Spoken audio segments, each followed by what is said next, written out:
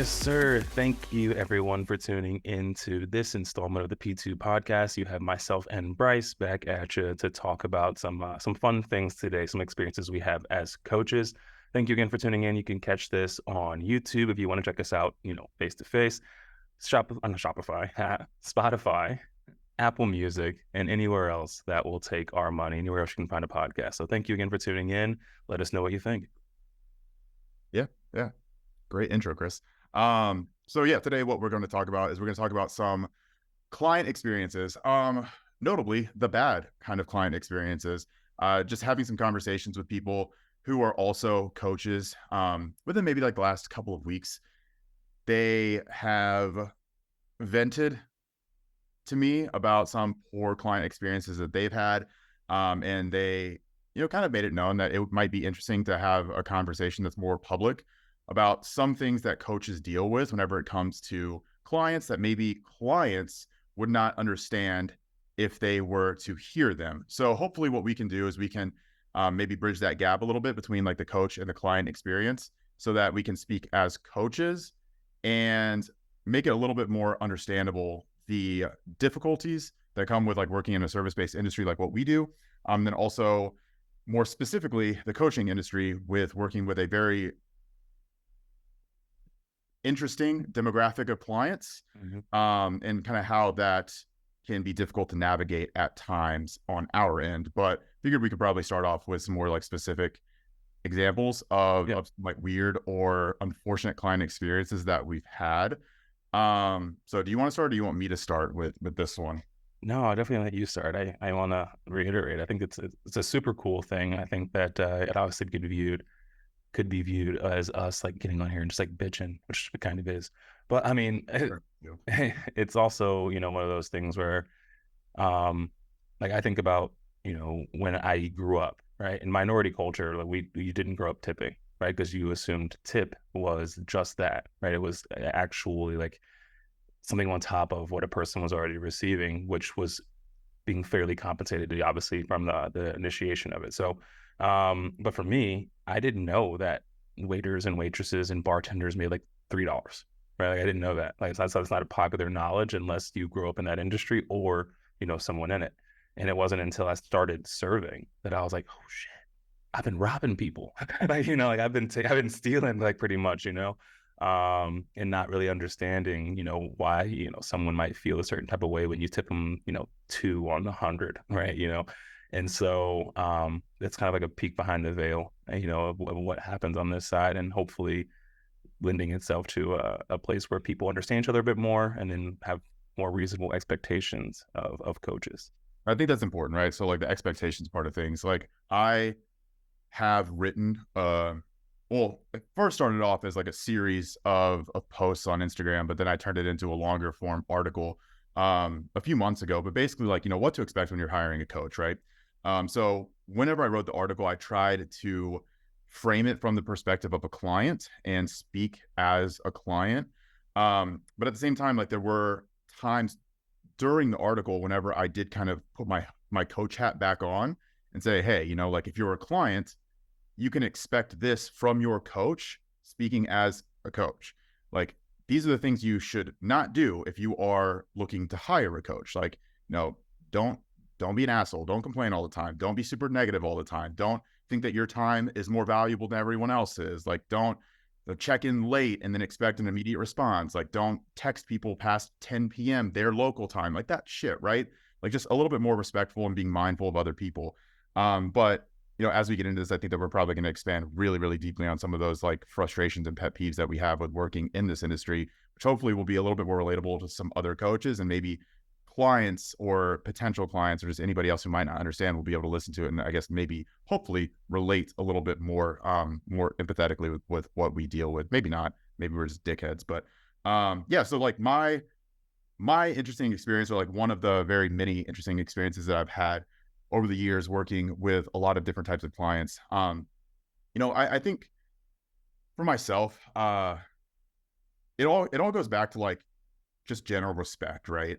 Like I'm someone who I can mostly work with any type of client, except for people that are just like blatantly disrespectful. So this was maybe like last year, and no, Chris, obviously we worked together, so like you would understand this. You were there at the time whenever we were dealing with this shit.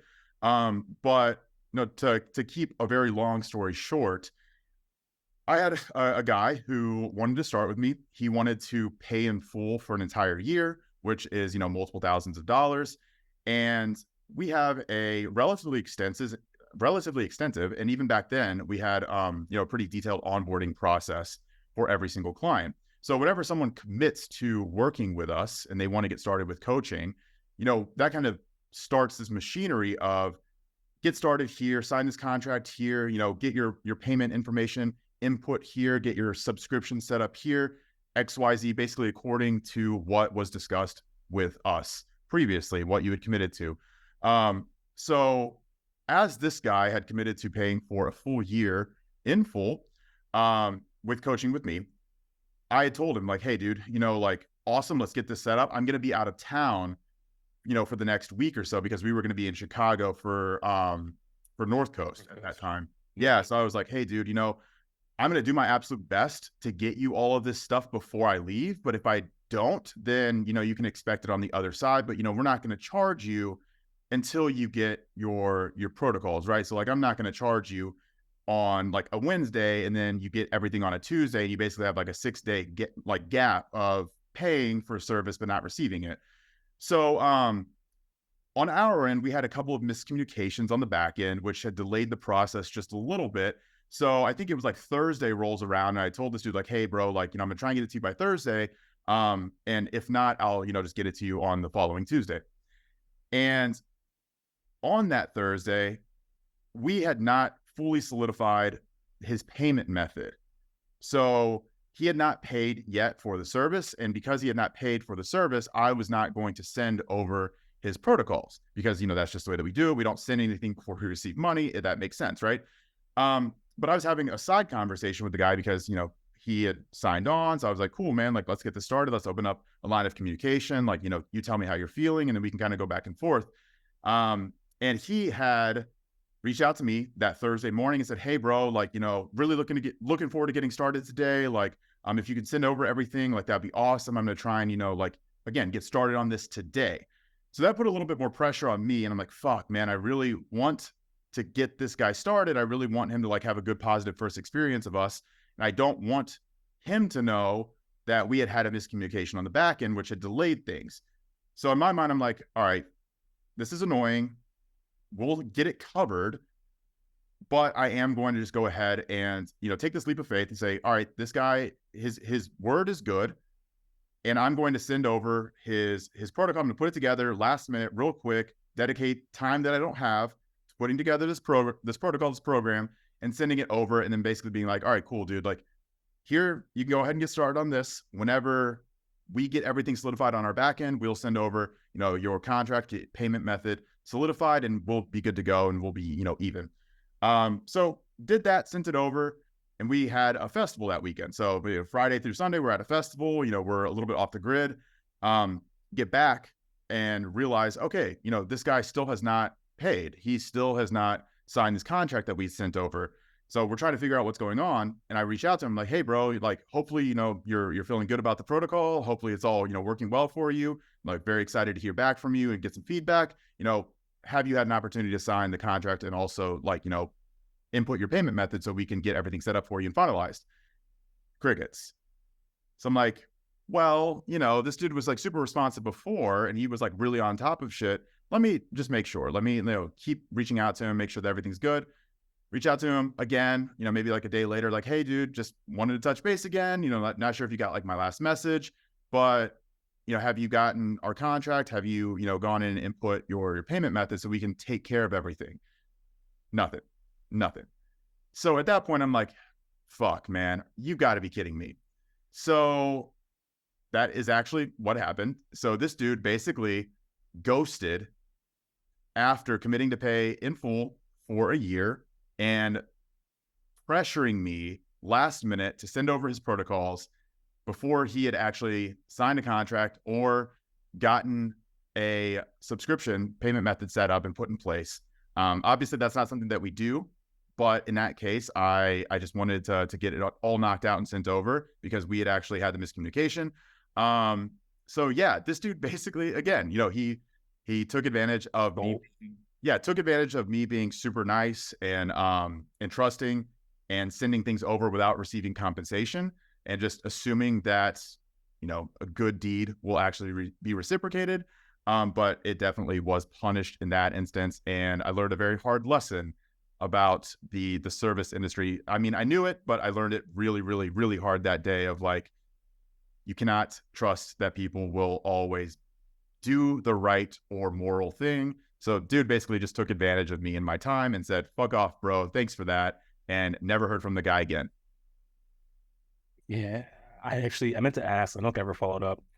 Could you see him? Because like, and for those of you who don't know about our coaching service, like we use Google Sheets, which keeps everything live, so we see updates as they're made.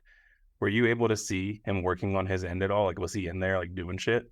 So I immediately revoked access after Ah, like a week. After like a okay. week, after I realized. So basically he had access Thursday until like, Thursday because we had Okay. gotten back on like that Monday or Tuesday or something like that. And then there was like a procession of emails and attempted communication. But after I realized this dude is ghosting, I went back and like revoked access to everything. So he Mhm. didn't have the ability to go in and do anything. But at that point, he could have already copied everything over Screenshot or and shit. screenshot everything. Yeah, he already had the value in that, right? Much less like the time component of us getting everything set up on the back end, the communication, the resources that we had to use to get this Mhm. dude set up, the initial call, all of that, plus my time to go through, create the initial program, the protocols, put it all together, film a video walkthrough of everything, and then all the follow-up emails after that, trying to get back in communication with this guy. So yeah, essentially, I don't even know how much time all of that ended up being or how much money that time was worth, but yeah, essentially dude just said fuck off and Yeah. dipped out. Well, it's like it's the lack of communication, right? It's the fact that like if he changed his mind, not to just Oh be like, yeah. "Hey, bro, like this is what's going on," or "This is what I think," or "Hey, I just looked at your program and it's fucking garbage. I don't want it, so I'm not on." Whatever, right? Like some sort of communication. We've had this before with clients where they technically are operating outside of their contracts, and we always say the same thing: like, dude, we're not crooks. We're not here to steal from you. If you communicate with us, like it solves everything. We are people. We will work with you, right? We want to insulate the business. We want to make sure that we make money to feed ourselves, but we're not here to steal, which is why we now have shifted our process. Because speaking to just what coaches go through, there's a lot of shit on the back end before you ever see day one in your program, from the build, getting things set up, making sure they review things, whether it's the logistics of your gym, your feedback, history, injury history, etc. That's time, and I think we used to hang ourselves up on, well, we don't want to charge them before they get their program delivered, right? Like, because we felt like bad about it. And then you think about it, almost every other industry aside from the food industry, but even in most of the food industry, aside from like sit down dinner, you pay for something before you get it, right? You don't know that your McDonald's or your Chipotle is bad until you sit down and after you paid for it. Yeah. But when you're a young business and you want to make yourself as receivable, affable, whatever as possible, you take those bumps, those lumps, and those leaps of faith to be like, hey, yeah, I'll do that for you, sweet, and just like cross your fingers and hope that people are decent, which most people are morons and self-serving. So Yeah, and I mean, I think to just add on to that point, like, it was a mistake that we had made that delayed the whole process. Like there was like an internal miscommunication that we had about the timing of some of these emails that needed to go out, especially with like, sending a contract his way, sending some links that he could get his like card info input into so we could, take care of all that stuff on our end. So it was the delay was on our end, which is mm, probably why I felt much more compelled to be like, all right, bro, like super sorry about that. I'm gonna send this over to you. We'll get this fixed in the meantime, et cetera, right? But yeah, no, it sucks.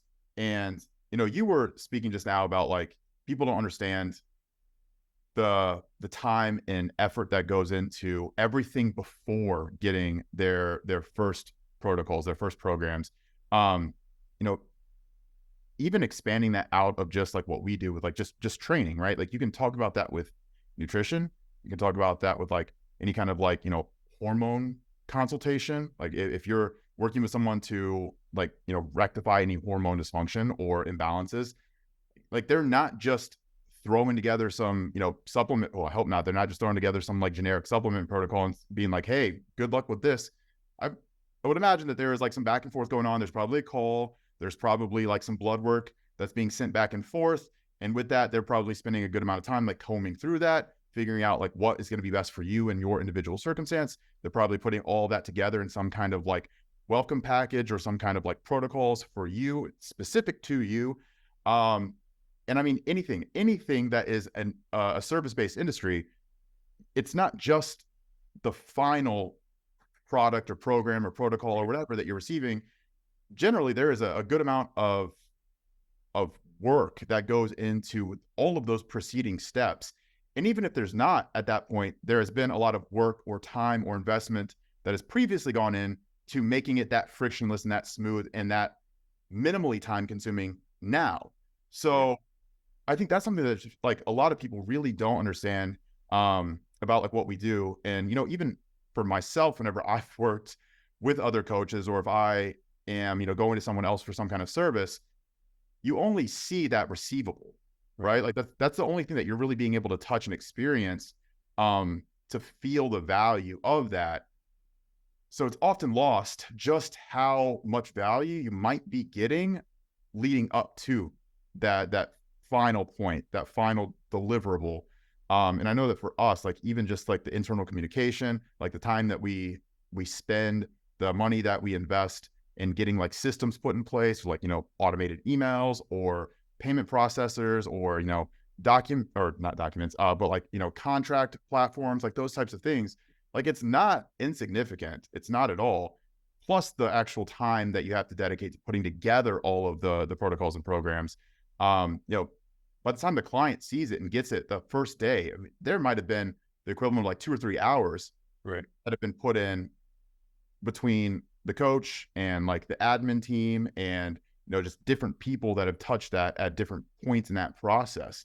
So, for myself, like I charge 150 for a consult call for an hour. Like, if you're adding that up, like 3 hours, that might be like 450 worth of value Right. you might have received before you even get a protocol that you're not actually having to pay for, right? So that's something that I just wish that, it's never going to happen, but like I wish that people would value that a little bit more just in terms of like respecting that. Yeah. And I think it's important for businesses to value themselves, for people to value themselves. The minute that you start working on something mentally, emotionally, et cetera, you should be compensated for it. And if someone doesn't understand that, then that's kind of like it's a them problem. Right. And obviously there's gray area and you want to make sure that, companies that elicit good faith in other people typically are good faith companies. People want to feel like they're getting something back. People buy things when they feel like they're winning, right? People really buy something when they feel like it's an even trade. So just balancing that is obviously huge.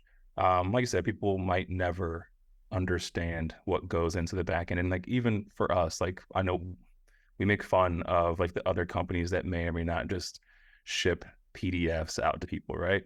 But even them, something went into building those, right? Whether they're customized or not, something the process they have, whether they have 10 programs that they just send out to a million people, it's the outreach, their social media, like all the things they do to get to where they are, that's time that people are trying to buy back from them for, whatever, right? Because the idea is this person has something that's going to expedite your journey to get to where they are, or where you're trying to get to. So paying for that up front is something people should normalize, right? Having something tangible in front of you isn't necessarily the start of the process. Agreed. No, 100%. So what is your experience, your client story? Yeah, so I've gone back and forth, and so obviously before coming to P2, I worked with people very, very infrequently, mostly friends and family, in person at the gym, just kind of helping people, just like tips, right? And so I was pretty much between two different ideas or two different instances. I will not talk about the one, but I will touch on it. And I think it's also why you don't coach friends, which are some of my worst clients, or people who are closest to me. And obviously I think there's an inherent just like laxness when you're dealing with someone very familiar. So the people who check in late, the people who want the most for the least are typically the people who are closest to me. Now, I will say that for all of my friends and family who are currently my clients, they also are some of my biggest supporters, right? They post about me all the time. They tell others about me. So in that reciprocity, I can understand the familiarity dip in the collaborative nature of it. I would say, I mean, before coming to P2, I never worked with a competitor before, especially not a female competitor. And so nothing really prepares you for the psyche in working in that space with a female competitor and the waves, right? Like I grew up with four sisters and two moms. Like I knew how to, maneuver and get out of the way when there are certain just flips, things that happen based on emotion or whatever's going on with them. But when you couple an aesthetic sport, severely dieted and also probably mentally warped as far as their idea of what they're looking for and what they need to be, it turns into a different beast. So I had a client essentially come in super zealous, really excited, actually used to work with you, come into me and like very, very like just with it, right? A little much, right? One of those things where you're like, you know what? You're a lot, but like I'd appreciate I like this, right? You're on it, right? You're very, very engaged and I can rein that in, right? I can focus that. And then nothing, right? Just eventually stop checking in. Now I should say in check-ins previous, like our first check-in and maybe check-ins towards the end, they were very adamant about, well, I need to be doing. So it was a lot more of that coaching, right? The give and take. What makes us different is we don't just give you a program and tell you you just go do it, right? We will explain it. We will talk you through it. And we had a lot of those conversations and it seemed like we were like, oh, a lot of that. And then just nothing. And then, hey, I want to cancel my term with you, right? And I was like, okay. Kind of like talk to her a bit about it. I'm like, hey, like, what's going on? Well, I feel like I need to this, I need to that. And I'm like, all right, cool. So team hop, right? Which is something that we've seen very frequently, right? Not just with our team, with other teams as well. They think the grass is greener. They run to somewhere else because they see who they're coaching or whatever. They meet a coach randomly and they talk them up and they're there. And I'm like, all right, cool. Like we don't sit there and stonewall people unless you're dicks to us. So like I still followed her. I still saw what she was doing and like, good for you, bro. I'm still liking her shit. And then she leaves them. It's just another team. And then she leaves them and then she applies again. And I'm just like, uh, and so we had like internal communication about it. I mean, we talked about it. And it's like, all right, like, what do we want to do with this? Because like as a company, you don't want to turn down money, and you also don't want to not help people, right?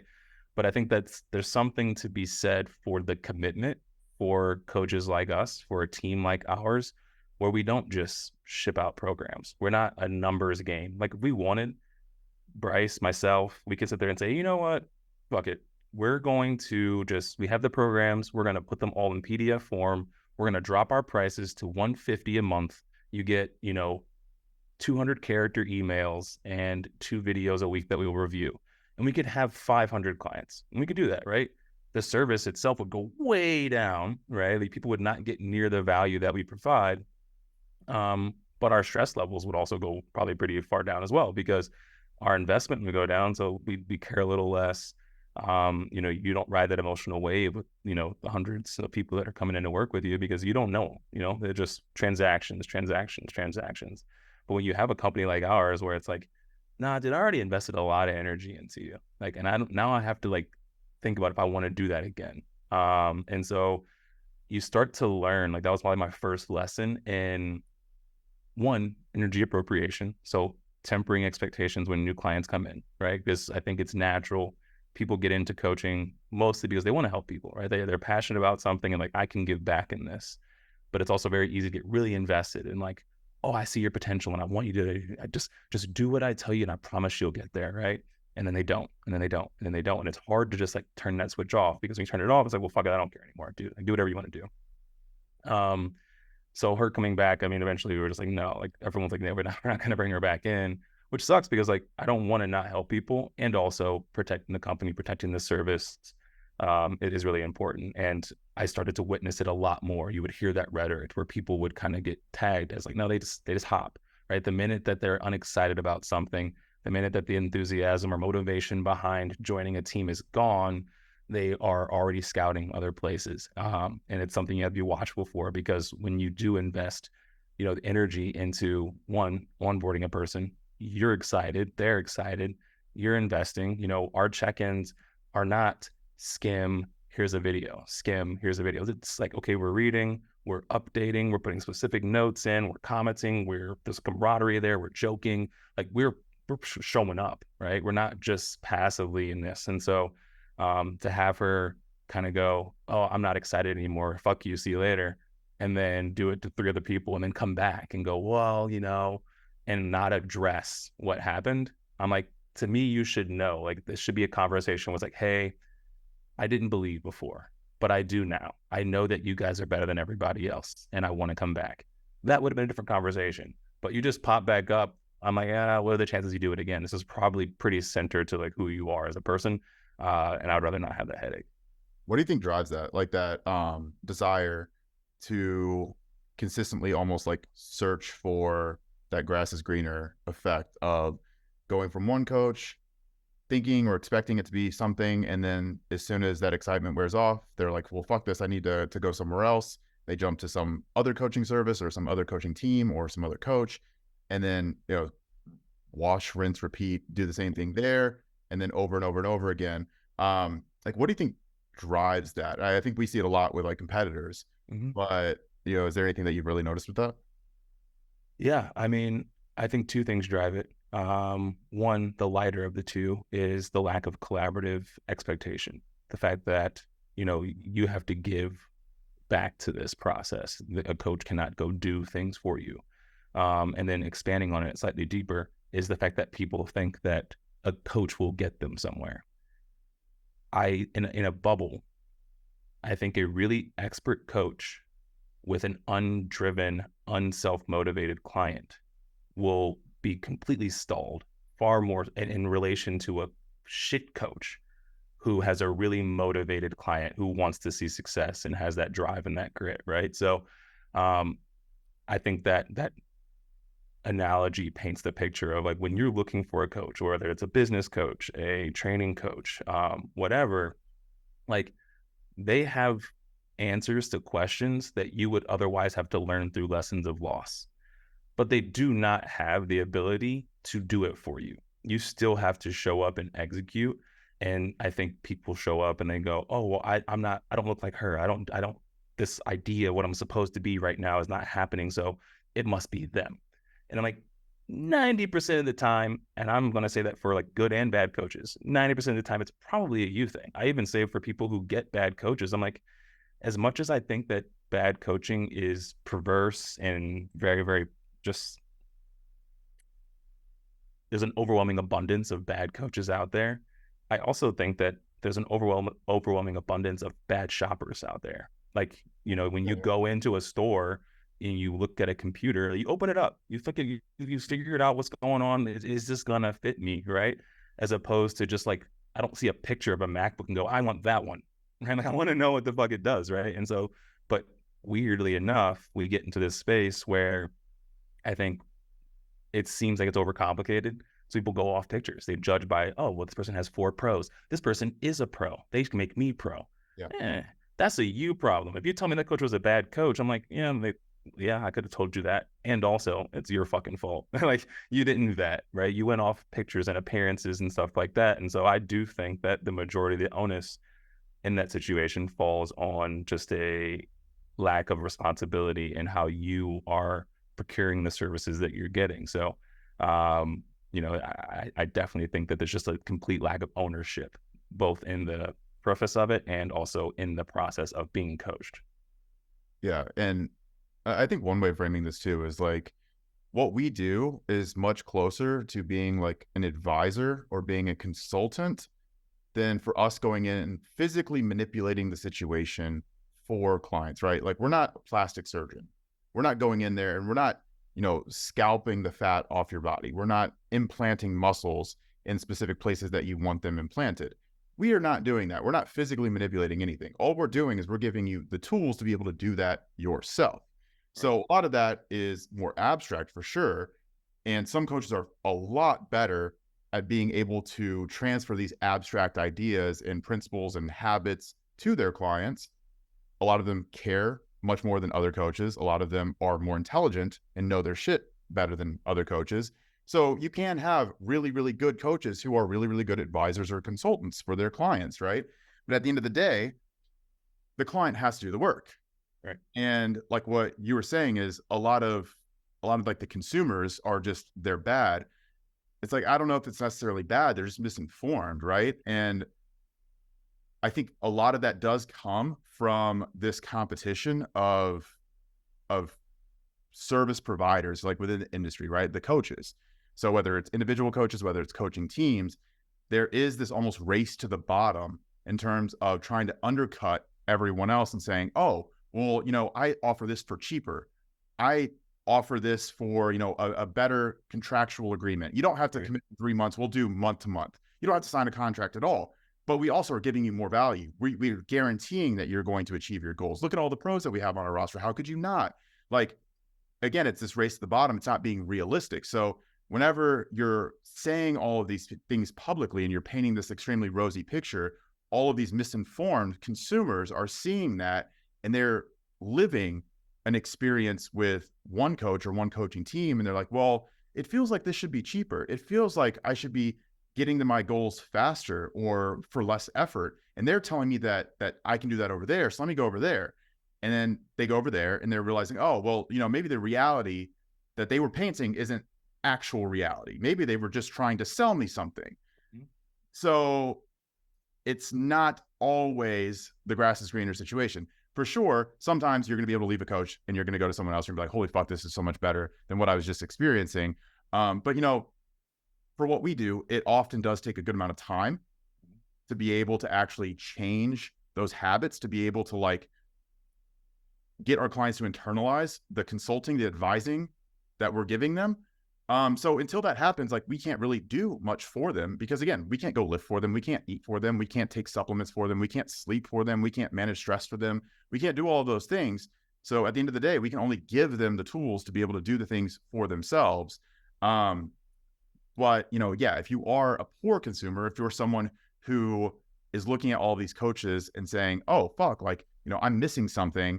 And then you go there and you realize like, oh, well, I'm not getting what was promised, or this is more expensive, or this is like not enough value, whatever. People just don't know to maybe look at themselves and say, well, maybe I'm the problem here. Right.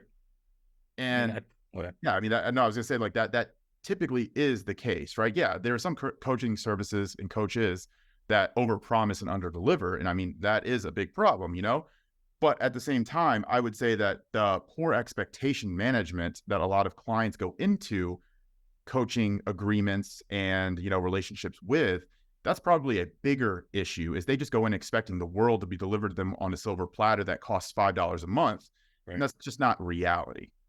100%. I mean, I think, like to your point, advisors, consultations, like, I mean, obviously there's only so many words you can use for exactly what it is that we do without just showing somebody. Right. Um, my passive aggressive, I'm sure a lot of my clients have heard my passive aggressive response to people when they're pretty adamant about doing something that I'm either advising them not to do, or they're adamant about not doing what I'm advising, which I think reminds me and reminds them of the relationship, which is I'm just a suggestions guy, right? I'm just a suggestions guy. At the end of the day, I am employed by you, right? You hired me, and I will do if you want me to fucking give you handstands every single day. Do I think it's smart? No, but sure. Like if that's what you really want, I'll tell you my piece. Like, hey, this is where I align here. And also, if you are adamant about doing this, like I can understand that there's a level of like mental and emotional investment I have to account for. And if this is going to get you there, great. There also is a level where I'm like, this is counterproductive to what you're telling me you want. So I just want you to know that when you don't get the results you're looking for, this is you. This is not me that's saying that this is what we should do. Right. Um, And for the most part, they're all like pretty like receptive of it. No, I get it. I don't want to do this because of XYZ, or you know what, let's try your way. Um, but like you said, like we're advisors, like we're not here to handhold you. I had a client the other day that asked me to like check in and pretty much like bully them into doing their shit. And I will I will give you tough love at on our check-in day, right? I will send you a video telling you, hey, this is what I need from you. Like this is a you thing. You just gotta execute. There's nothing in your way but you doing it. And also, I'm not going to hold your hand. I'm not here to babysit you. I'm not here to, text you daily and make sure that you're tracking your shit. Like, you would have to pay me a lot of money to dedicate that much time to making and mental energy to remember to texting. Like, like the clients that believe, like, treat me like I'm the only one. I'm like, well, we do that to the best of our ability, but you have to be reasonable in this, right? Like if every one of my X number of clients say, hey, bro, I want you to text me daily and remind me to track my macros or remind me, force me to go to the gym, bully me.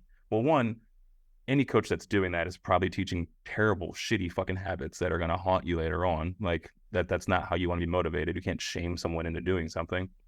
And two, you got to pay someone that you might as well be paying someone to follow you around. And like, what do you think you would have to pay me to stalk you every day and tell you what you have to do? Personal assistant. Pretty much. Yeah, I mean that's a personal assistant, and I think a really good analogy is like a financial advisor, right? So a financial advisor is someone that you hire to help you make better decisions with your money. At the end of the day, it is your money. You can do whatever the fuck you want with it, right? If you're paying $1,000 a month for a financial advisor's advice, the assumption there is that they know what they're talking about better than you know what you think you were talking about, right? So if your financial advisor comes to you and says, cool, we're going to invest, 10% of your income into this basket of stocks and bonds, and we're going to put a little bit in this life insurance policy. Maybe we're going to, create this trust down the road, whatever, for your family, but we're going to break your income, your savings, your investments up into these buckets. And you're like, nah, I think I'm just going to YOLO it on GameStop. Well, you can do that. You can do that. And you might actually, make a fuck ton of money in the intermediate amount. Like you might get lucky, right? A lot of people did. Yeah. Yeah, you might get lucky. But at the end of the day, you're directly going against the advice that you've been given and that you've paid to be given.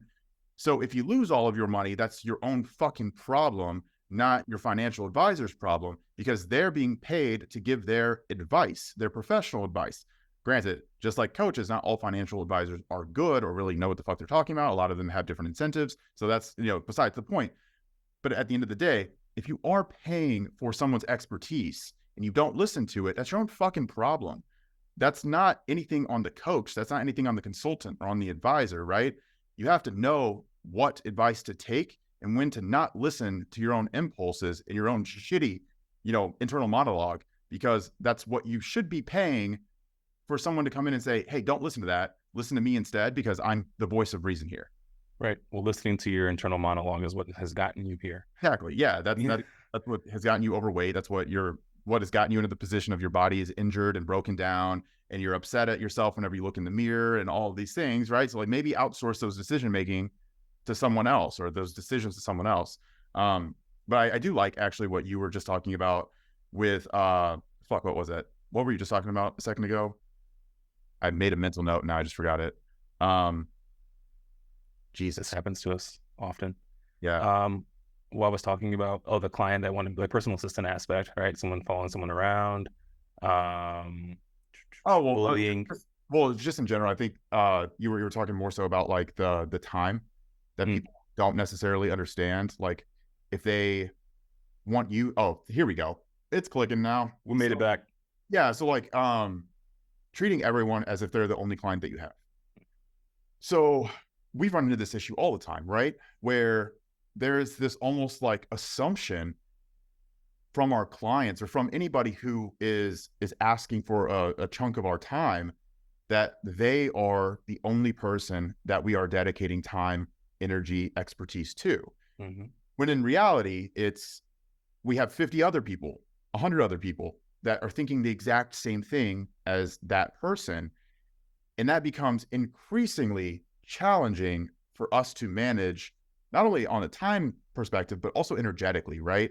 Yeah. Because you have a lot of people that think they're the center of your universe, and they're all demanding. They're all like, hey, why am I not getting this? Hey, I sent you this email. Why did I not get a response, 2 hours ago?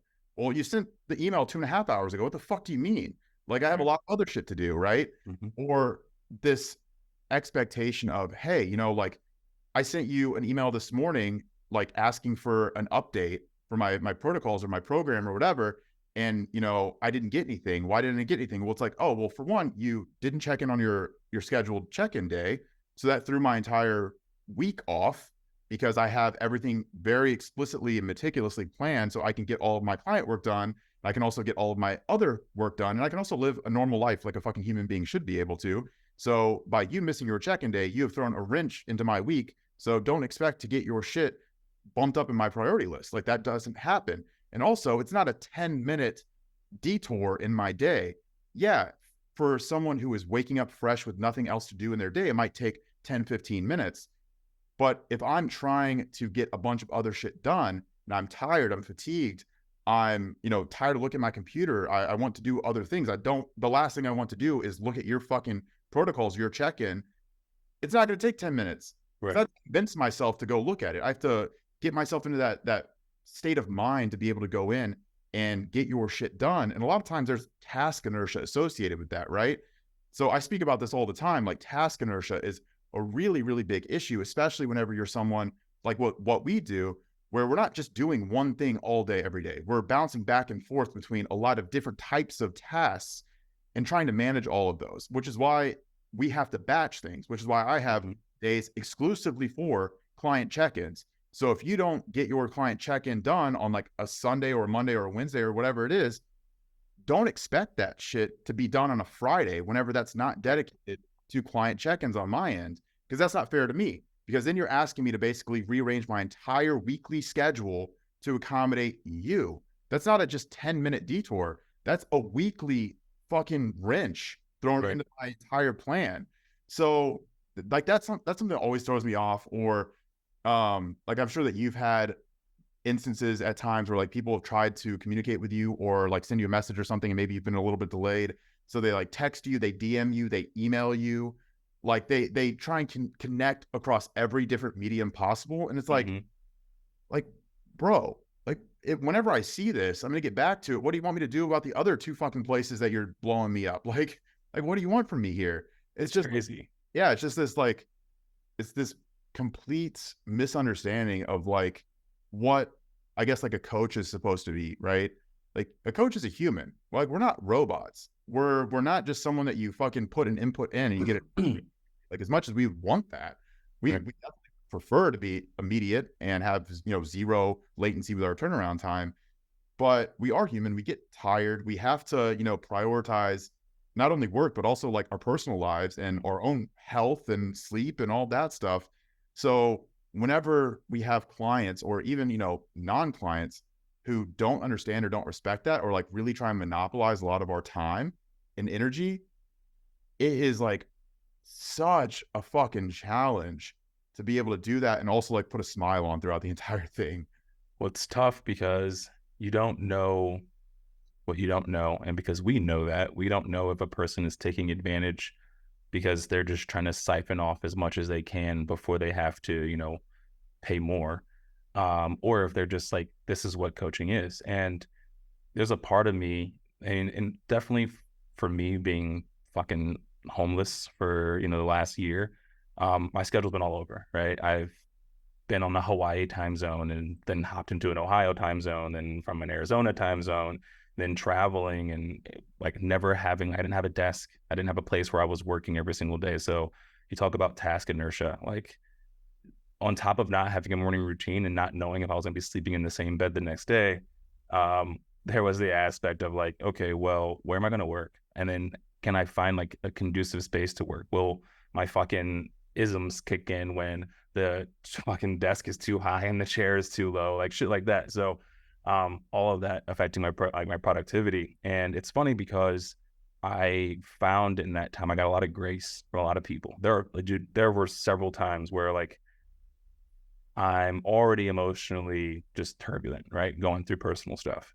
And then you get late on your check-ins, right? You're sending them, a day late or, a half day late, where you're asking people like, hey, like, can you progress yourself this week? And it's crazy, like the anxiety that brings when you provide such a high level of service, because like, no matter what, you feel like they could just leave you, because that's what people have shown you, is that there's no um, goodwill banking, right? They're not sitting there and calculating all the times when you over delivered to, kind of supplement the time when you need some grace. But I got a lot of it. I got a lot of people who really do like, take care of yourself. Um, and it's funny because when you do apologize, you have good reason for what's happening, and they should understand, especially when it comes down to like, my service is here. If you will find anyone else, like, you're gonna be down here. You're not that they might not even respond to you for the week that they're going through shit. They might just be like, hey, sorry, I've been gone for the last 2 weeks. Like, my dog died, or this is going on, or I went through a breakup. And then you're just like supposed to just, kind of deal with it. So I know for us, and even with holidays, like, we don't sit there and tell people to progress themselves. We work ahead. We make the first week harder so that we can go and kind of have ourselves a quote unquote break. Because that's just the level that we provide here. And I think that in that, sometimes we've created monsters. We've created people who have a high expectation of us, right? Like, when we think about when I came on and it was just you and I, dude, how many shows did we go to? Or how many fucking like we were flying across the country. It seemed like at least twice a month to go to some bodybuilding show, and then it got to the point to where when we weren't at shows, there were like passive aggressive remarks from clients like, well, like, yeah, I mean, you couldn't make it to my show, this and that. I was like, fuck, dude, like, this costs money. This costs money, time, and effort. And so it's like, I can either inflate my cost and say, hey, you'll pay me $500 a month and I will be at all your shows because you'll supplement my flight cost, and I will make sure that I put it in there, and I'll make it, right? Or you can understand that, like, I'm doing my fucking best. That's why you're here. I'm doing my best, and I'm almost perfect. Like, we don't do a lot of bloating or gloating here. We do a lot of bloating. We don't do a lot of gloating here at P2, which we probably should more often, and we're trying to lean into it a bit more. Like, we get the results for our clients, but also, like, I would put our team against anyone's team. We have great coaches on our team. Everyone over delivers for what they're paid, and it almost puts us in this space where, like, one, clients expect it. So when you come to them and you say, hey, sorry, life just upended, had to move out of my house, and they go, yeah, I just sent my check in. Like, they just like completely skip over like what you're like, you being a human being. It's kind of crazy, and I think it is the beast that's created, one, by our over delivering, and two, by the remote nature of the world today. Right? Like, it's very easy to go to a restaurant and see a waiter or a waitress have 5 tables. And if there's someone who's pestering that waiter or waitress, they're the dick, right? The waiter, everyone objectively can look at it and go, that person's a dick. Like, don't you see what they're doing? But no one sees what we're doing. No one sees our day. No one sees that, you know, we're up, we have a call with our admin team. We hop on, we do a podcast. After this, I'll do client work. Then I have a meeting with our marketing guy. And then I have a meeting with the new client possibly coming on. You talk about the inertia between all of those, like job hopping. If you're wondering why sometimes we delay getting things back to you, imagine if you were working in your office at your cubicle and I walked in and say, hey, it's time to work out right now. Yeah. Like, come on, let's go to the gym. Like, let's stop what you're doing and you'll come back and you'll finish this work. We're gonna work out right now. That's the equivalent of you checking in late and going, hey, I'm sorry I'm late. I know that you're probably doing other shit, but can you do my shit right now? And people don't get that far in their train of thought. I think a lot of our over delivery issues have been mostly rectified. Mm-hmm. I think I carried a lot of the over delivery problems into the business as we started scaling, because whenever I was doing it all on my own, the way that I initially thought I needed to get clients was through over delivering, right? And I opened myself up to, basically 24/7 communication, like, complete customization and building every fucking program from scratch. Like, I mean, it was crazy the amount of time I was investing into every single client back in, like 2018, whenever I was being paid like $200 a month. to do all of this stuff, right? And all of my clients had the ability to text me, and they all did text me, and like it was super fucking scattered all over the place. Text videos, remember those days? Yeah, yeah, like it was the epitome of over delivering and basically assuming all of the difficulties and all of the inefficiencies of the processes back then. We were taking all of that burden on rather than putting anything on the client. And I think now we've gotten to a point where like we've mostly eliminated a lot of the inefficiencies. So like no one really has to bear the burden. But we've created a lot more organization. So rather than, texting a million videos or reaching out and asking a question via text at 10 p.m. Eastern time, whenever the client is on a Pacific time. So like all that shit, like we've created more standardization across the company to be able to create a more like sustainable environment for a coach and client. Because back then there was no sustainability because like what you said, we were fucking redlining ourselves every single day from the moment that we woke up until the minute that we went to bed. Weekdays, weekends, vacations, holidays, it didn't matter. We were working non-fucking stop, basically just doing client work.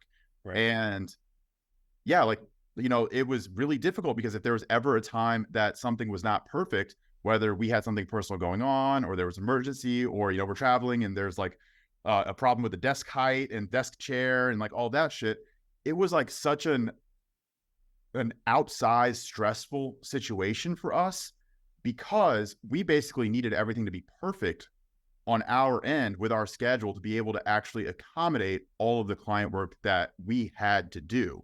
Right. So a lot of clients from, years ago that worked with me received a very different service than my clients receive now in a worse way. I was trying so hard to over deliver back then that I was not actually delivering a reliable service. I was really unreliable because I was so overworked that the quality of what I was offering was going down, right? And I knew it at the time. I just could not get my head above water because I felt like I was in this like never-ending cycle of having to over deliver. Otherwise, all my clients would leave me, but I couldn't get more clients. I couldn't expand the business unless I over delivered, which was taking up too much time and all of these things. And I couldn't break out of that trap. And, eventually, I think it actually took COVID to happen where I lost a lot of clients for me to be able to actually buy back a little bit of time to be able to say, okay, how can I do this in a better way? Right. And then, as we started to scale, we started to be able to deliver better services because we were distributing our manpower up a little bit more efficiently to say, okay, cool, we'll handle coaching. You handle some of the admin stuff. You handle some of like the logistics stuff. You create better templates, more efficient templates for us, and we'll be good to go. But again, like clients don't see that. Clients only see what's front facing, and that's fine because they shouldn't see what's going on in the guts of the company. But to your point, everything that we do is time consuming, even if it's just replying to an email. So if you're a client who, let's just say, send a text, right? That requires us to see that text and basically expend energy and time to reply to that text. Sometimes it's as simple as like a yes or no answer, and that's fine. But that still requires, but even then, that still requires energy and it still requires time for us to see that, process it, and knock it out. And from the client side, they don't think anything of that, right? Like you send a fucking novel of an email, in their mind or the client's mind, they're like, well, I'm the one that expended all of this time and energy typing up this email. They're not understanding how that's going to be received on our end of like, we open that email and we're like, holy fuck, I do not have the time and energy to read this novel right now. Let me go back. Let me mark this as unread. I'll deal with this later. But then that's just weight on you because you know that you have to deal with it. You know that you have to sit down, be ready to process it, and then open that up again because it's a novel. So you're like, shit, this is probably going to be something a little bit heavy that I'm going to have to dedicate time and energy to responding to. And if I don't respond to every fucking point made in this email, they're going to feel butthurt and be like, oh my God, why didn't you respond at this point that was so clearly important that it was buried in this novel of an email? Oh my God, you don't even listen to me. It's like, Jesus Christ, we're doing the best that we can, right? And I've actually had clients, get a little bit like frustrated with me, which, I get it, right? Like I get why people could get frustrated with me, especially, if they're trying to explain something to us or they say something to us, or if we're like forgetting some kind of context with their situation, right? But one thing I always want people to know is, bro, nothing is ever perfect on our end, right? If I'm updating your program and I'm sending you like a check-in video, what preceded that was probably not idyllic. It was probably not perfect circumstances. It wasn't me sitting down and looking and studying your program and your past programs and all of your past feedback for the last 3 hours to come up with this very scripted, comprehensive check-in video that touched on every point that you've ever made to me, taking in every context that you've ever given to me. It's none of that shit, right? It's none of that. Guaranteed it's, oh, fuck, I have 30 minutes to get this done. Let me do it. Let me do the best that I can. Let me put this program together. Let me send this Loom video before I have another call at 5 and it's 4:48, right? Yeah. Like, let me do the best that I can here. So again, nothing that we do, because we run a business, we're coaches, we're humans, we're time constrained like everyone else. Nothing we do is perfect circumstances. So the biggest issue that I often have is just people disrespecting or not understanding the time commitment that we're investing, even on the seemingly most simple or easy things like an email response, right? Right. Email responses are generally super easy, but we still have to open them. We still have to type out the email and we still have to send them. And even something like that might take 5 minutes, but we're having to dedicate the time out of our day to do that, right? That's not even considering an email correspondence back and forth, right? That's not even considering getting on calls to discuss it. It's not considering, if you are to actually work with us as a client, all of the additional communication that goes on there. But you and I have had extensive conversations about something like people ghosting, whether it's not showing up to a call that we have booked, whether it is, like late cancellations or late reschedules, like, 30 minutes before we're supposed to have a call, or whether it's us, having a call with someone, them committing to wanting to work with us. And then, after we go into like email correspondence, we're like, hey, like we just want to check in with you. We want to get started, whatever. They just ghost. Right. Like, for myself, I think that ghosting is probably the most disrespectful thing you could ever do to a fucking human being, because you're literally telling them, hey, you're not even worth this 5-minute email. You're not even worth me communicating with you, right? And especially whenever it comes to someone who has, like, for us, what we do is we go out of our way extensively explain stuff. Let's just say for a prospective client, right? That prospective client comes in, we hit them with multiple emails, giving them, instructions on what to do, how they can book a call. If they need any answers to any questions that they have, they can send them over. We'll be more than happy to do it. We get them on a call, 30 minutes, generally run over 45 hour. A lot of times, like, these people talk for fucking ever, and we just sit there and smile and we answer their questions. And then afterwards, it's like, okay, well, let's shift this to email. Maybe we'll even book another call so we can further explain something, because, you were in your car, so you weren't in the best place to receive the information last time. So it was just me basically talking to myself, like all of these things. And then it gets to the point where, like, we've gone back and forth for multiple weeks. And then I'm like, hey, you ready to go? You ready to do this? And then they just ghost. Right. Like, that is such a fucking slap in the face. It's like such a piece of shit move on so many levels, because it literally is just so easy to say, hey, I really appreciate your time. It's just not the best time for me at the moment, or, financially, I just really can't swing it. I would love to be able to do this, but unfortunately, like, it's just really, really challenging for me. It's a strain. It would just be, it would be irresponsible of me at the moment to do this, but, let's keep in contact, because I definitely am interested in doing this in the future and moving forward whenever I'm in a better place. Super easy, right? Super easy to fucking do that. You can type that into Chat GPT. It'll spit out some, like, standard answer for you, and you can copy and paste that into an email. Who gives a fuck, right? But for us, man, it is just like, it just feels so shitty for people to no call, no show whenever we have calls booked with them, and we're just sitting there staring at our face for 10 minutes like, all right, this motherfucker literally standing me up. That's shitty.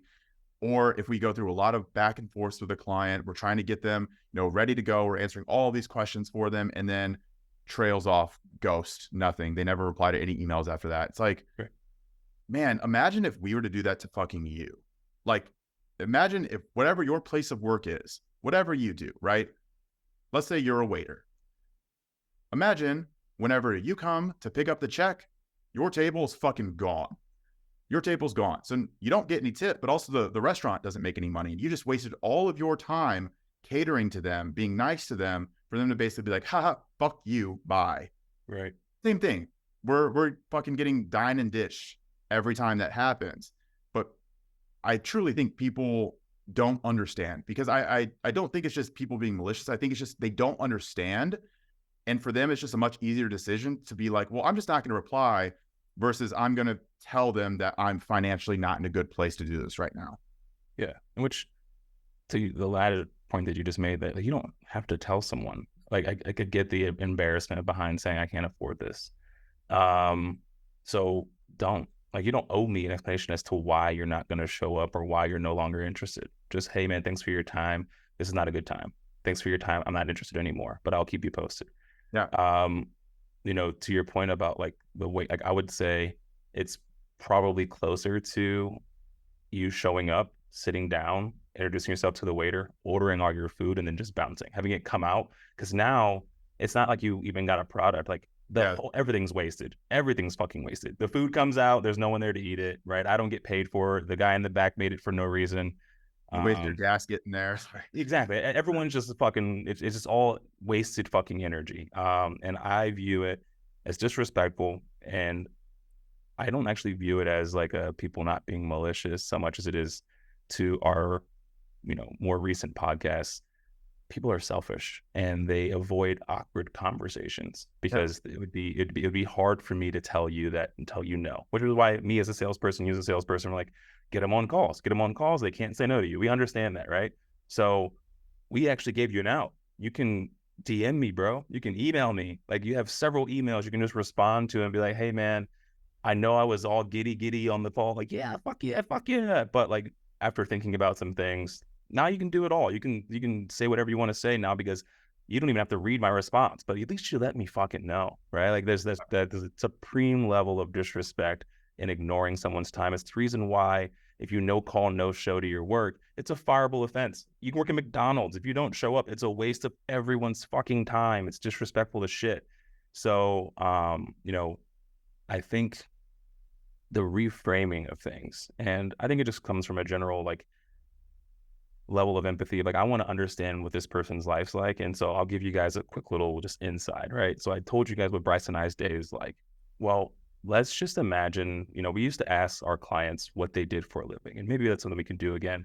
But like, say you're a construction worker.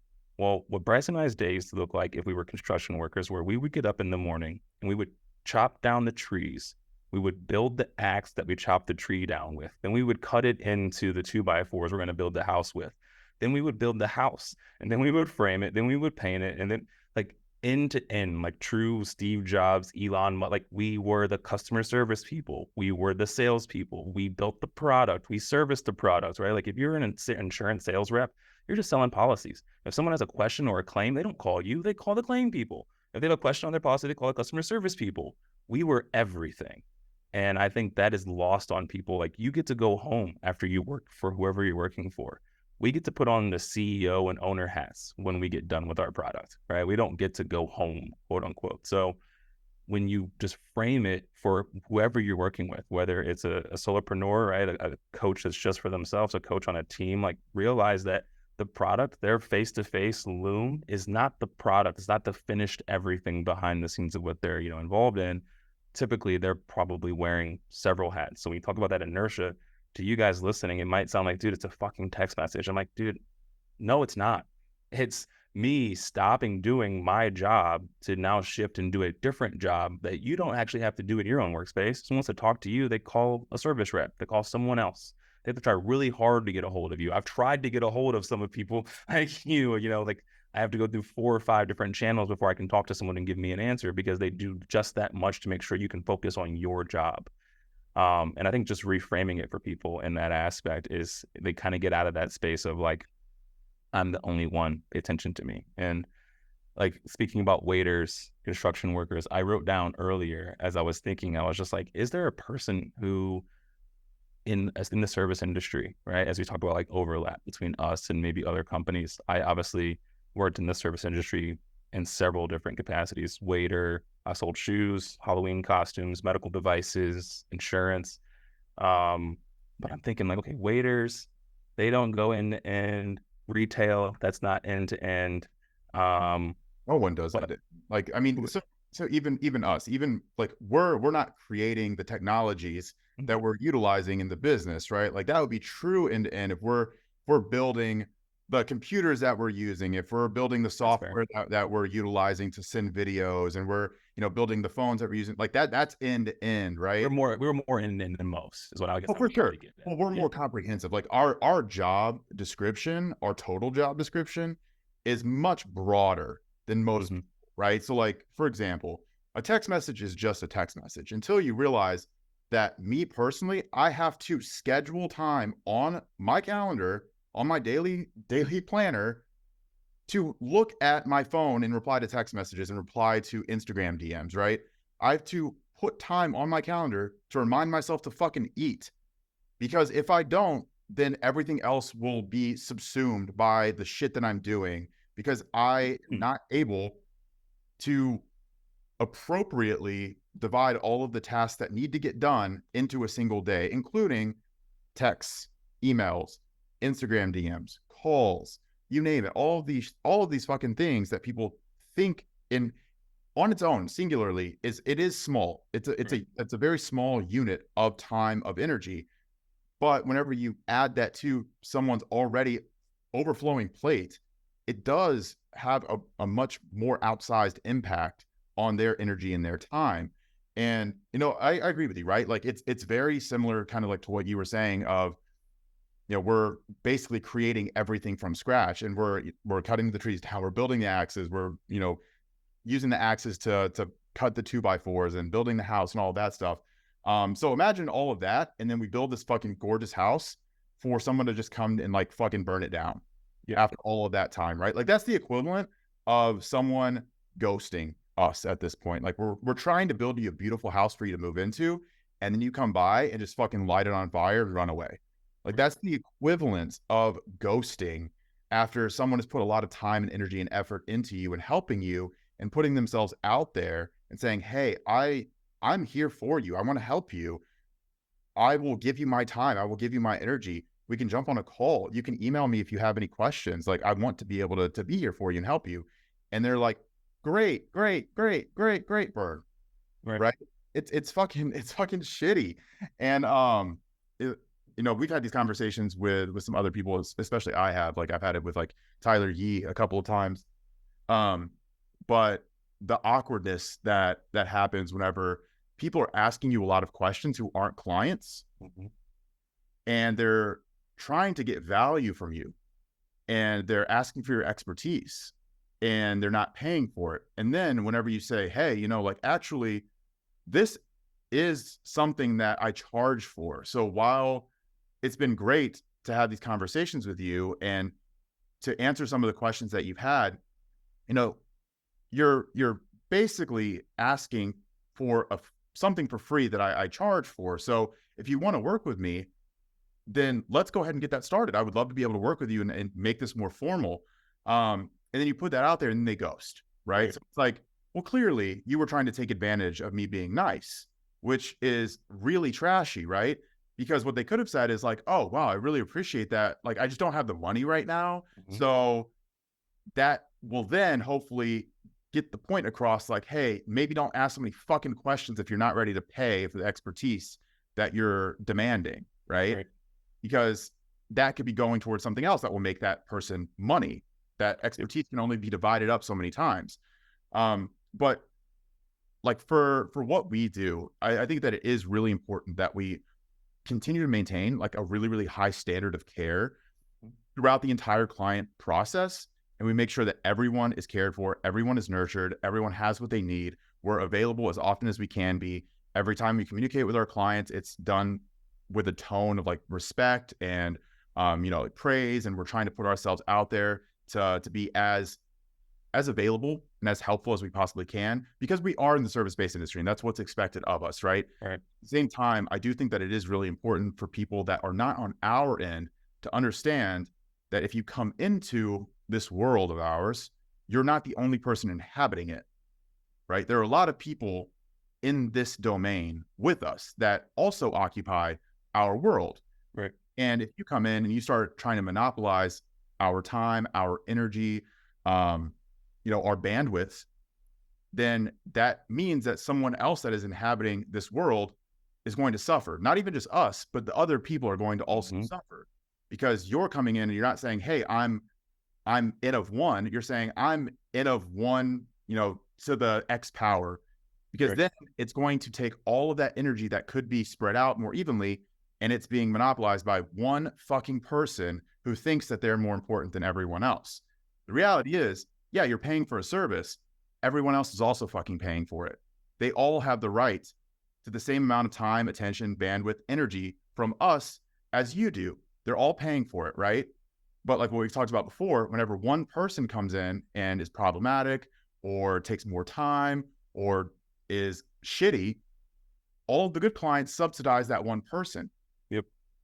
And that is so fucking not fair. Like it's so not fair because we've had clients who are like absolutely phenomenal, who Yeah. pay a lot of money, but they never make a peep. Like they're always positive. They're always like such a fucking pleasure to work with. They always do exactly what we asked. Like they're dope. They interact with everyone. They're just like really, really good people. If we could clone them a million times, like that would be the best thing in the world. It would be awesome. But for every person that we have like that, there might also be another person on the other end of that spectrum who is demanding and challenging and an energy vampire and not paying as much money as they should be for the amount of time and energy that they're sucking out of us, right? Right. So, man, it does become really challenging to be in this industry because, again, not everyone understands or not everyone cares that what we do is a finite resource. So Yep. they take more, then someone else has to give up more. And that's just not really fair for what we're offering. And it's like really shitty for us to try and make those concessions while also knowing that it is going to compromise something that we're giving to our other clients, or it's going to compromise our lives. That Yep. might eat into our personal life or our sleep or our health, which How it many texts or calls have you received while laying in bed with Lex? Right. bro. Like, So like, or if you open your phone and you just like look at your text like at 8 a.m. and you see some like really shitty, bitchy text first thing in the morning, that fucks your entire day up. Or same thing with the email, right? Like you open mm-hmm. the first email you see is just some super negative, bitchy, complaining like email from someone. Like that energetically will just fuck you for the entire day. That just puts you in a bad mood. It sucks. It sucks to Right. receive that stuff. And the person who sent that most likely didn't have the intention of I'm going to ruin this person's whole fucking day, but they didn't think through it far enough to be like, hey, even though I'm venting here, even though I'm frustrated, even though I have these issues, as soon as I hit send, that's going to have a cascading effect Right. greater than the issues that I'm dealing with right now. Because then I'm going to, again, I'm sending that to someone else. They're going to have to subsidize all of my problems. Yeah. No, it's funny. I was laughing earlier, not because anything you said was funny, but as I was going through people who are in the service industry who sometimes have unreasonable expectations laid upon them, right? Like the people who are working at a retail store and it's like you can see that their section's full. But you have that one person like, Jesus, bro, like, can we get some help over here? It's like, you see the four other people that I'm also talking to, you know? Even again, like I said to the point earlier, I think those people run into it a little less because you can see what they're working with. And I was like, is there a true like service industry person who's like just expected to make you feel like you're the only one all the time? And I was like, I haven't been to many of these establishments except for in places like Vegas or Miami, but like strippers. I was like, they want us to be strippers. They want us to make them feel like they're the only one all the Yeah. time. And it's Yeah. like, bro, but you know you're not. Like you literally are looking around the table at everyone else.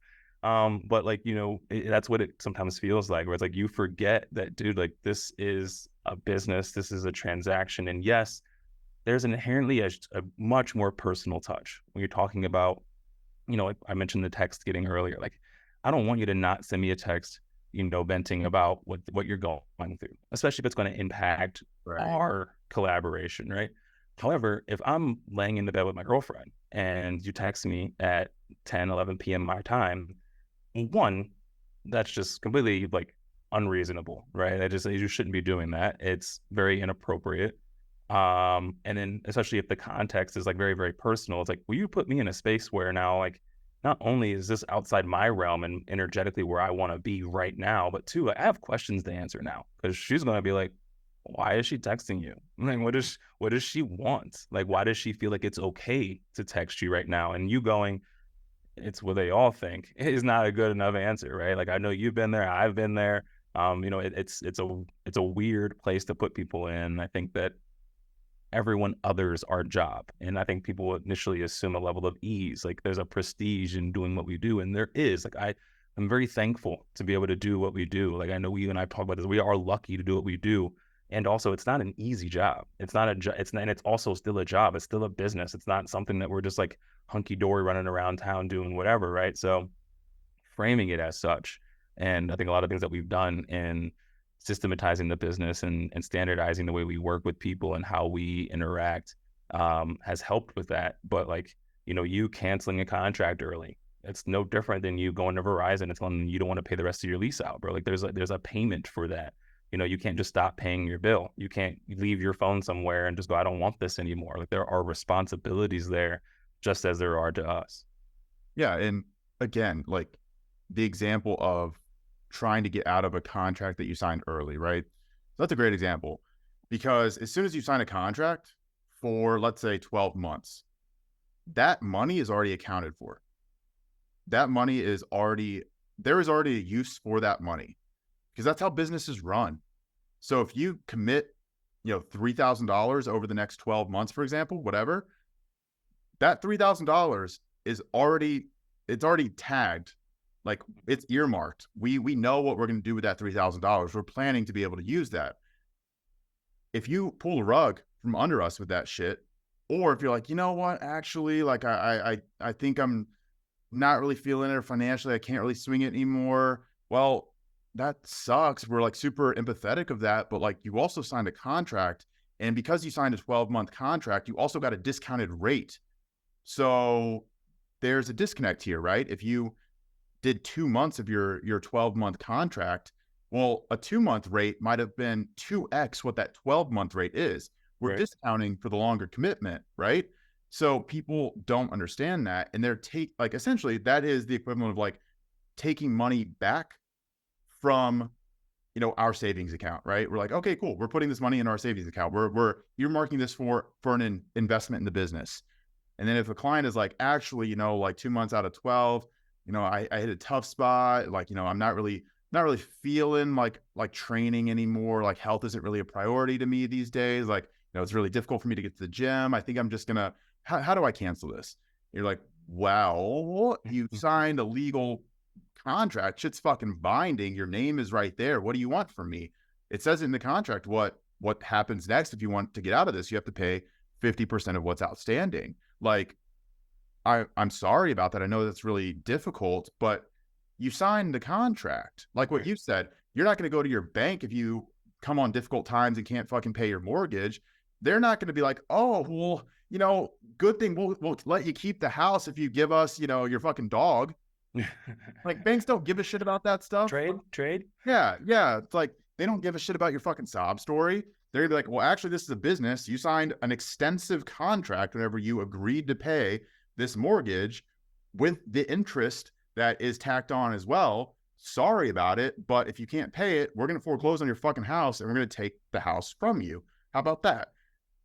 Well, that makes sense. It makes sense because you signed the fucking contract. It's legal. You committed to something. You're then trying to back out of that commitment. There are consequences for that, right? People make concessions for you. They planned around your commitment to them.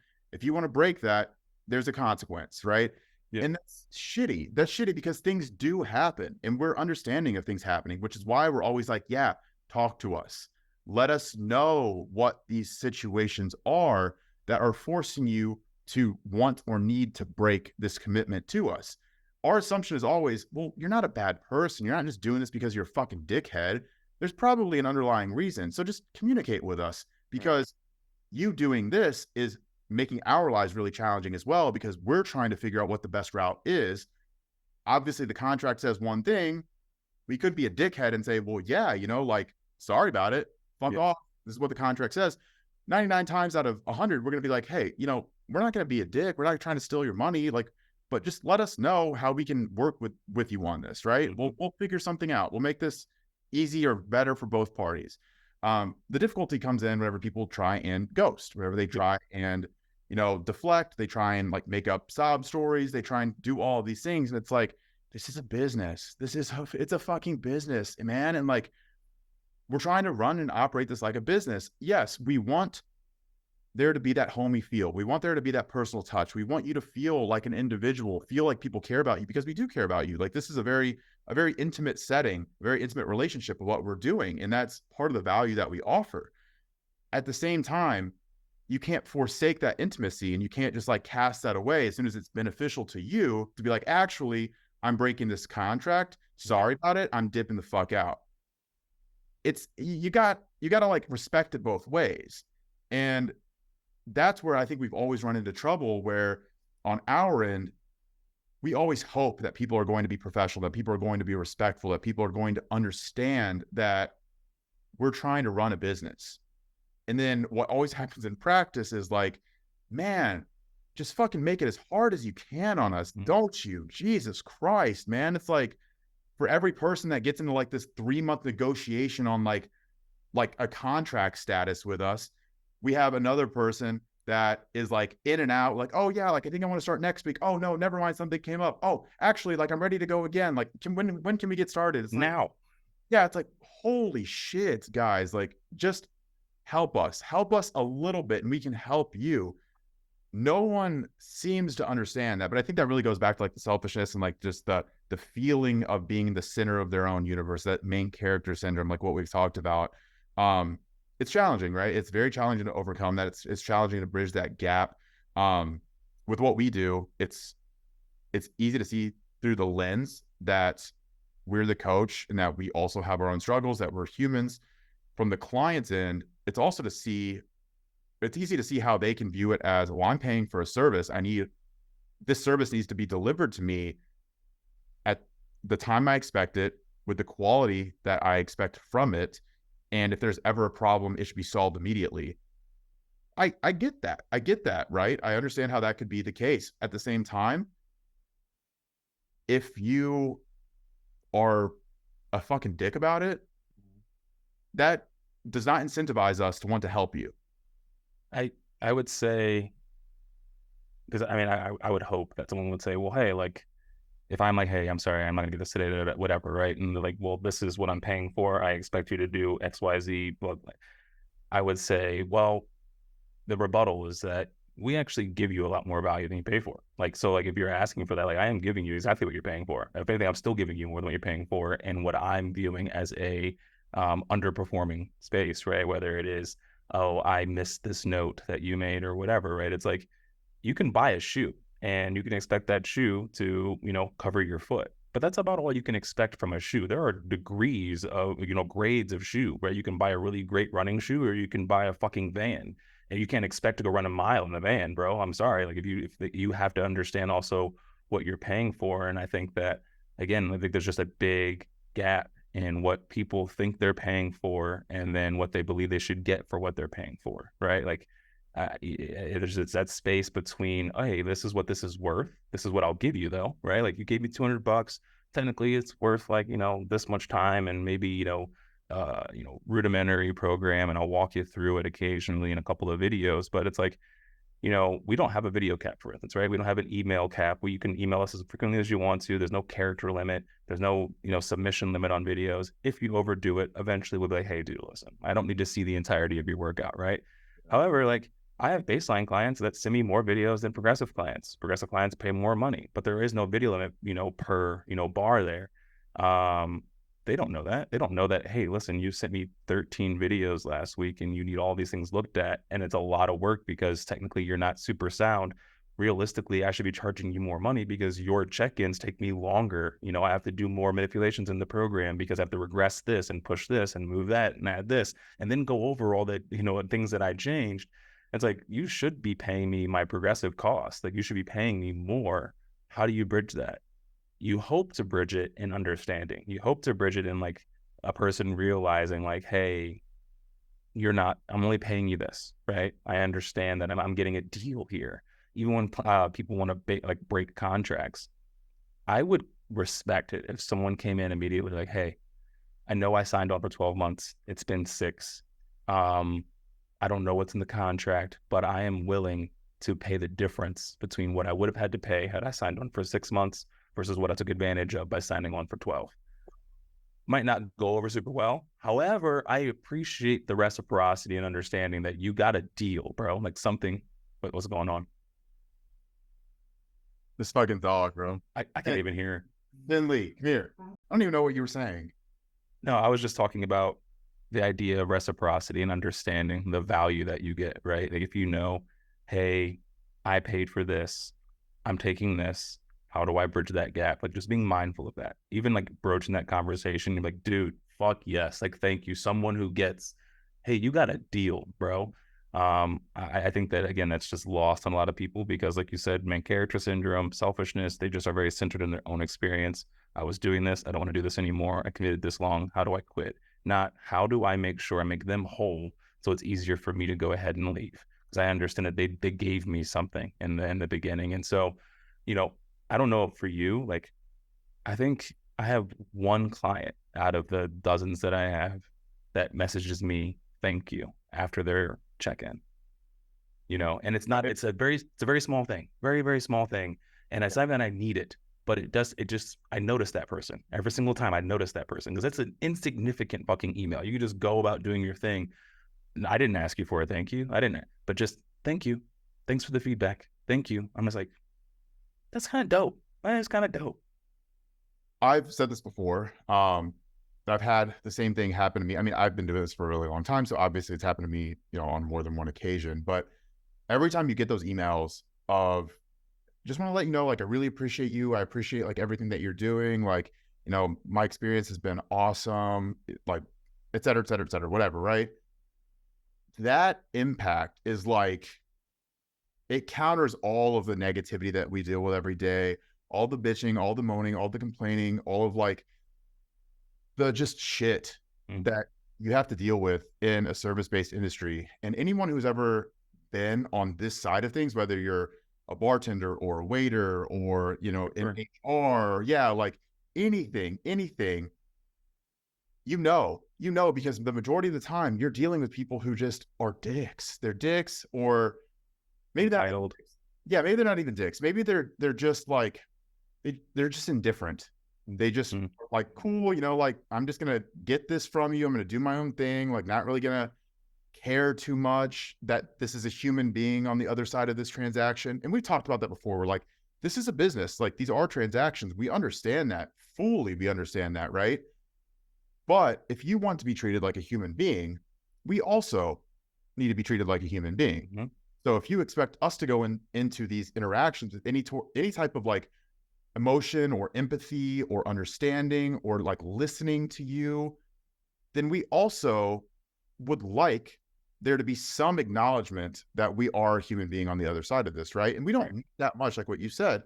We're not asking for you to fucking shower us in compliments, but just like that one off every once in a while, like, just want to let you know, like, I really appreciate you. Like, those emails, those texts, like, they actually do mean a lot. Yeah. He actually had, I think it was like Connor sent him that video. Dude, that was fucking awesome. Yeah. So like, just for anyone who is probably like absolutely clueless is what we're talking about. So like, one of our coaches, one of his clients, sent him a video while he was in the gym, and it was just like a selfie facing video, and he was just like basically thanking him for everything, letting him know like it was such a great decision, like he really appreciates him. It was like a 30-second video, didn't really take too much time from the client's end, but we all sent it around to one another. Like in our group chat, we were like, bro, this is so fucking cool, man. Like, that's awesome. You don't understand, if you're a client, just like how important and how meaningful some of that stuff can be. And I have clients who like every single time, in their emails with like, thank you so much. Like, really appreciate you. Hope you have an awesome week. Mm-hmm. Well, thank you. Thank you so much. Like, I'm honored to receive that email from you. Like, that means a lot. And the thing is that we notice that because it's so infrequent. Yeah. It doesn't happen with every text or every email or every client or every interaction. it's pretty sparse, you know, like it's kind of few and far between where we actually get these emails or we get an interaction with a client that like almost reminds us that we are a human being on this side of like whatever service that we're providing. And then we're doing a good job. Yeah, know that we're doing a good job and like know that like we're respected and we're appreciated. And like again, it's we're in a position of authority being a coach. So it's kind of weird too, because like at the end of the day, like we know that we're in a position of being like kind of in charge, quote unquote, Mm-hmm. even though we're being paid for a service. Like there is that kind of unstated understanding that the coach has more of that power in the dynamic than the client. But at the same time, we often forget that like our feelings, our feelings have to be kind of respected in that transaction as well, where we can't always just be expected to give and give and give and give and break ourselves into 100 different pieces, one for each client that we handle, one for each, you know, team member that we have, one for each like consultant that we work with, one for our like significant other, one for our friends over here. Like, man, it's really hard to fucking divide your time and energy up among all of the different people that are trying to monopolize it. And as a coach, we're not just working with like a few people, like we're working with a lot of human beings. So just as if you are in a relationship, you expect your partner, your spouse, to give you that mutual respect, that mutual understanding, that like that grace, that empathy. It's obviously different from like the magnitude of the relationship, but at the same time, like if you want to feel like you're the only person on the other side of that interaction, it does need to be reciprocal. Like it can be seriously as simple as like, hey, thank you so much. Really appreciate you. You know, have a great week. Right. That is so easy, but it does from our perspective, it makes a huge difference for how we view that client and how we view that interaction, that relationship moving forward.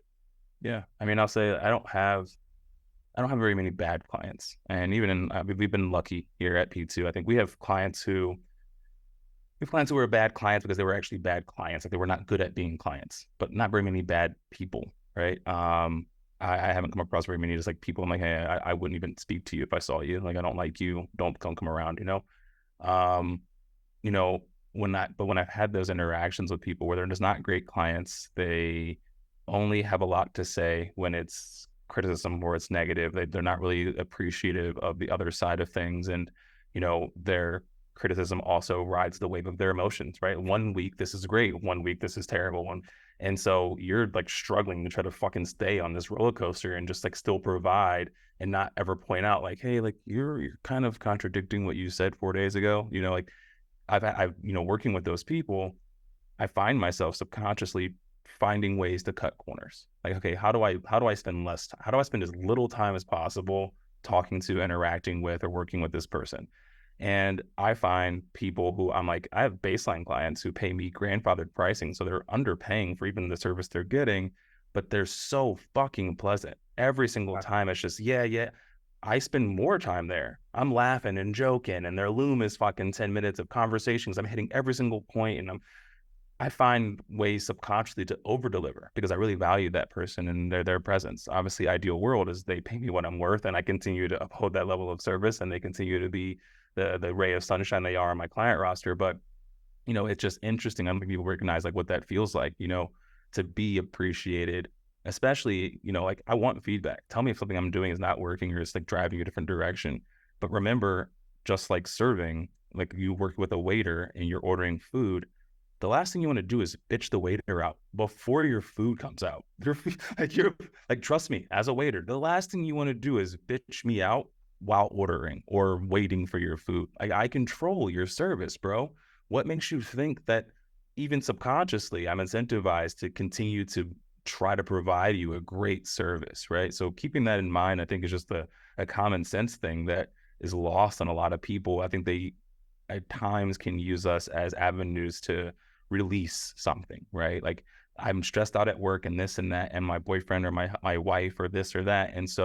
And the gym is frustrating. So now I'm going to yell at you. I didn't yell at any of them because I can't. I can't yell at my boss. I can't yell at my wife. But the gym was frustrating today, and that's your fucking fault. And da da da da da da da. And I was like, bro, Yeah. chill. Well, I think part of our job as well is to, again, manage those expectations and have those conversations whenever they are necessary to have. So, for example, like I've definitely called people out whenever they've sent an email or, sent a text or communicated in a way that I've found less than respectful. Right. And we've been able to talk through that and been like, hey, I'm not sure how you meant this. I'm not sure what the context behind this was, but whenever you tell me I need to do something, you need to do this. Mm. That doesn't come across that great whenever I'm reading that shit at, 7:30 a.m. and I know that I have a full day of this shit ahead of me, right? Like it just doesn't feel that great to be told what I have to do. Or for example, or if it's, bitching, or if it's complaining, or, again, if like frustrations are being taken out on us, or if that's like levied against us as if we're the source of the frustration or pain or whatever, man, sometimes it's shitty, but at the same time, we can have those conversations like adults. And if something bothers us, we can be like, hey, don't think that you actually meant this in the way that I am interpreting it, but my context is this. You can provide your context and we can get to a point where like professionally we can continue to move forward and doesn't have to be bigger than that, right? Some people don't like receiving that. Right. Some people do not like hearing that they responded to a situation poorly. And whenever they get an adult response back to them saying, hey, didn't really like the way that you treated me or talked to me just now, like in the future, I'd prefer for you to approach this in a way that is a little bit less condescending or a little bit less demeaning or demanding or, finger pointing, whatever, right? Right. We can have a conversation like adults. A lot of people respond to that well, and they say, cool, that's not at all what I meant. I'm very sorry. I was just in a really bad mood. I was very stressed, and I did not mean to say it in that way, and I'm very, very sorry. And they'll send you like a fucking Apple gift, like an Apple Cash card or whatever, right? Like some money. Fine. That's great. Other people will respond really poorly to that, and they'll get like really defensive and really butthurt, and then again, they'll like point fingers harder at you. That's a pretty good sign that like that person just needs to be like axed. Because if you're working with someone in like a service-based industry that cannot receive even like the adult conversations of, hey, I know that you're maybe frustrated with what's going on. Know that I'm like doing my absolute best to over deliver to you right now and give you the things that you're paying for and asking for. And even a lot of the things that you're not paying for and not asking for. I'm trying to do everything within my power to help you out here. Know that I'm on your side.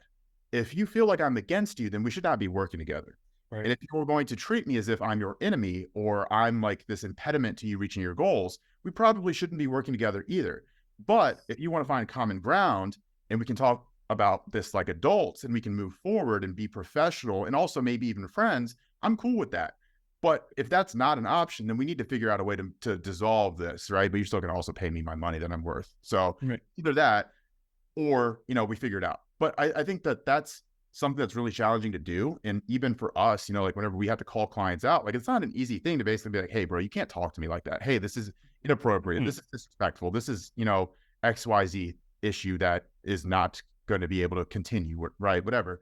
But it also needs to be had. And like, I think a lot of the issues that we ran into at the beginning were allowing standards to kind of trickle through the company that it was really challenging to later rectify whenever we had systems in place that were able to manage them better.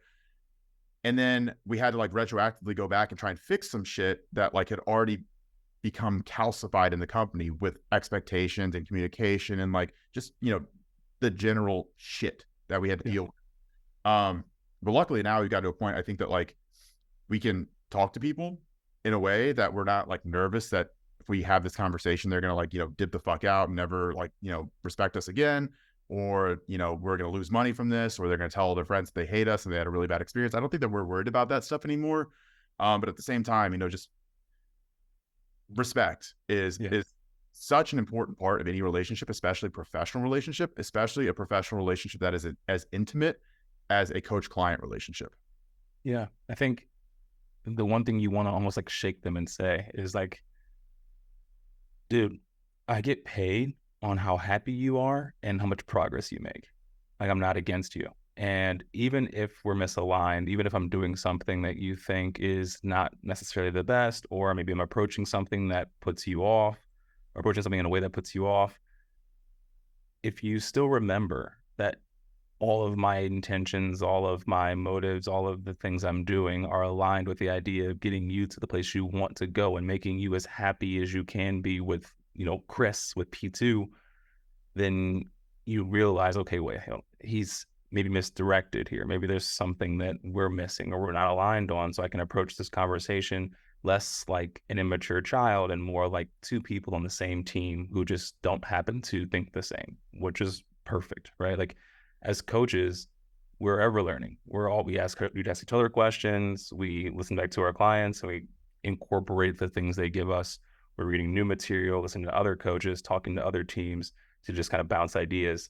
So remembering that, hey, even if I fucking hate you as a person, as a client, I don't care about you, even if I was that person, right, that just didn't give a shit about you, I still get paid on you being happy and you Yeah. making progress. So if you remember that, understand everything I'm doing is to get you there, right? So I think that would just frame a lot of those conversations. And I think, again, it just provides perspective. I think as we wrap up here, I think that this is one of those, like, this is probably a very niche group that's going to gravitate towards this, that and being coaches. But I hope that a lot of people either considering hiring a coach, having had a coach, working with us, have worked with us, you listen as well. Because I think this is a very niche perspective that most people, you won't hear that anywhere else, right? Like, if you are hearing it, you're hearing it as like passive aggressive jokes or memes and this and that. And because as coaches in the service-based industry, especially owning your own business, you can't just go out and say this is what has to happen because you guys are being dicks, because you're kind of built on the rhetoric around you and how people feel about you. So you have to kind of play and pander to that personal side. But I think this kind of gave a pretty like real look, obviously in some jest and some in like very serious tone, but on just like what's going on behind the veil, both process and even personally. Like, hey, like, let's set expectations now with a proper perspective. Yeah, no, I agree with that. So cool. We can wrap this up. You want to wrap it up? Sure. No, thank you everyone for tuning in. Coaches, we'd love to hear your feedback. You can drop some of your horror stories and the comments below. Whether you're on YouTube, come on to our P2 page, drop it in the DMs. We'd love to share those. Maybe I'll just make a little post about it, or a story rather. But thank you again, everyone, for tuning in wherever you're tuning in from, and we can't wait to see you next time. Thank you. Thank you. Thank you.